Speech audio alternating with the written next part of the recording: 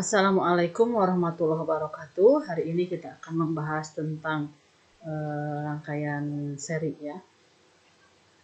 Sebuah rangkaian seri seperti ini, ada R1, ada R2, ada R3 disambungkan dengan sumber tegangan.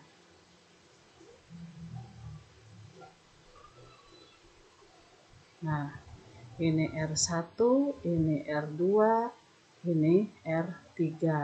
Ini sumber tegangan positif, negatif. Maka mengalir arus dalam rangkaian ini I total, kemudian arus yang mengalir ke dalam R1 adalah I1, ke R2 adalah I2, dan ke R3 adalah I3. Besarnya arus dalam lintasan itu adalah I total sama dengan I1 sama dengan I2 sama dengan I3. Misalnya I totalnya 1 ampere, maka yang mengalir dari R1 ada 1 ampere, ke R2 juga 1 ampere, ke R3 juga 1 ampere. Kalau I totalnya 2 ampere, maka mengalir di dalam R1 juga 2 ampere, ke R2 juga 2 ampere, ke R3 juga 2 ampere. Ketentuan yang kedua adalah R total sama dengan penjumlahan dari ketiga tekanan yang diserikan. Jadi R total sama dengan R1 tambah R2 tambah R3. Tegangan di R1 tergantung dari R1, tegangan di R2 tergantung dari besarnya R2, dan tegangan di R3 juga tergantung dari besarnya R3. Maka E1 adalah tegangan di R1 arus kali R1. Kemudian E2 sama dengan arus kali R2. Kemudian E3 sama dengan arus kali R3. Sedangkan E total sama dengan E1 tambah E2 tambah E3.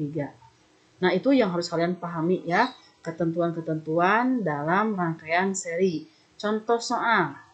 Misalnya dari rangkaian ini kita ketahui ya, contoh saja. Dalam rangkaian ini diketahui R1 sama dengan 10 ohm. Kemudian R2-nya sama dengan 20 ohm. Dan R3-nya sama dengan 30 ohm. Jika sumber tegangannya sebesar 24 volt, berapakah besar arus yang mengalir dalam rangkaian tersebut? Nah, kita selesaikan perhitungannya seperti ini ya. Jadi kita terlebih dahulu harus mencari R total. R total sama dengan R1 tambah R2 tambah R3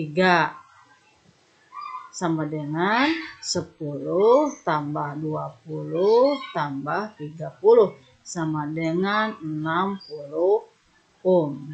Setelah mengetahui besarnya R total, kita harus menghitung arus memakai rumus ini. Tegangan dikali R total. Tegangan adalah arus dikali R total. Arusnya sendiri adalah tegangan dibagi R total sama dengan 24 dibagi 60 ohm sama dengan 0,4 ampere. Itu ya contoh yang pertama.